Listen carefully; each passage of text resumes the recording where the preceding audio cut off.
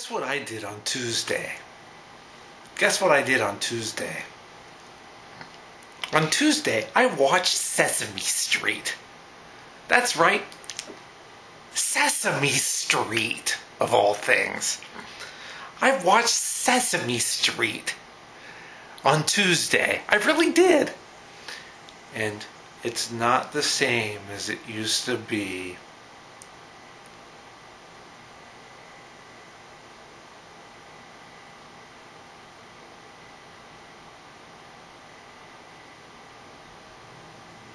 No, it really isn't. Sesame Street isn't the same as it used to be. It bore no resemblance whatsoever to the Sesame Street that we all know and love. There was nothing Sesame Street about Sesame Street today. That's right, there really isn't. Today's Sesame Street has no Sesame Street whatsoever about it. It's no Sesame, no street, and no Sesame Street.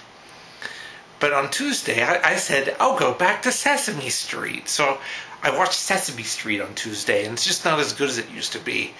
For instance, there was not a single mention of Big Bird in the whole episode. Read my lips. No Big Bird. That's right, there was no Big Bird in the whole episode. There was no Big Bird. There was no Ernie. That's right. There was a segment with Bert, but there was no Ernie. There was no Mr. Snuffleupagus. There wasn't even any segment with the Count. But there was one segment that had Cookie Monster and Oscar the Grouch. That's right. There was. But there was no Amazing Mumford. There was no Sherlock Hemlock. There was no Harry Monster. Remember him? There was no Kermit the Frog. Not a single mention of any of those characters in the entire episode. There was no... Who were some of the other characters? Even some of the newer characters were never mentioned, like the Baby Bear character and Tally, and some of the newer characters like that. There wasn't even any mention of them. Or Big Bird. That's right, there was hardly anything about Sesame Street in the whole episode, or even any of the human characters. There was no Gordon, or Susan, or Luis, or Maria, or Bob, or Gina, or any of the regular human characters weren't mentioned either. That's right. There was nothing about them whatsoever. But there was this huge Elmo segment at the end, though, that I didn't understand at all. There was like this Elmo theater segment that didn't make any sense, and it took up like the whole last 15 minutes of the show. And there was also hardly any mention of letters and numbers either. Now, when I was growing up, Sesame Street, you used to teach kids all the letters and numbers and how to count and all that cool stuff like that. But there was hardly any. There was like only one or two segments each of featuring letters and numbers. And the letter of day was H. But there was hardly any stuff about H on the whole show. Because they should have at least had that old Ernie and Bert segment where the TV going, H, H, H, H. But there wasn't.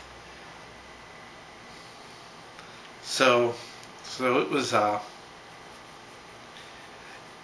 they hardly had anything about letters and numbers anymore.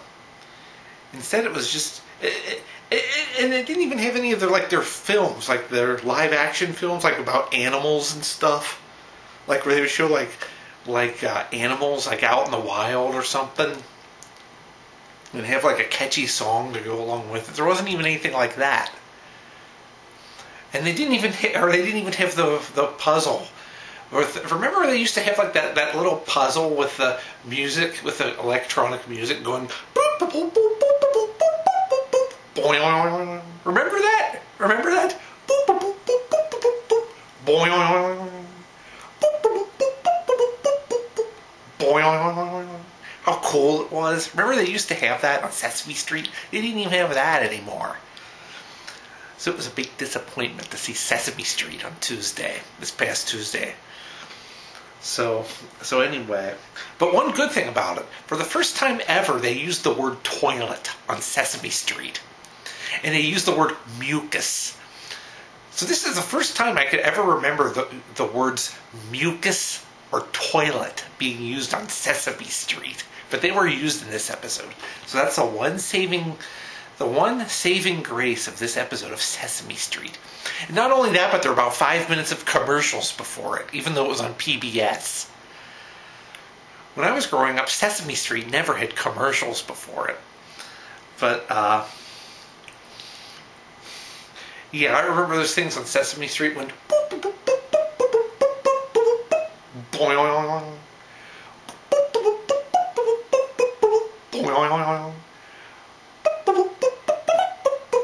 boing, but at least they mentioned Hooper's store. They did mention Hooper's store, even though Mr. Hooper has been dead for 30 years. They mentioned Hooper's store because Mr. Hooper was just so cool. But Mr. Hooper would be spinning in his grave if he knew what Sesame Street was like these days. He would. He would. He would be spinning in his grave. He would be gyrating in it. He would be downright dancing in it. In a fit of rage. He would be so angry at what's become of Sesame Street. Because there is a consensus out there that Sesame Street just isn't as good as it used to be. Sesame Street just is not as good as it used to be.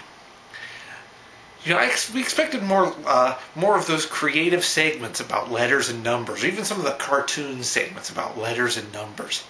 Or the thing like with the letter I, that had like the I-beam rolling through the steel mill. Remember that? That piping hot, red hot I going through the steel mill. So I watched Sesame Street on Tuesday and was very disappointed in what I saw. So that's the story of Sesame Street and what's become of one of the greatest TV shows of all time, Sesame Street.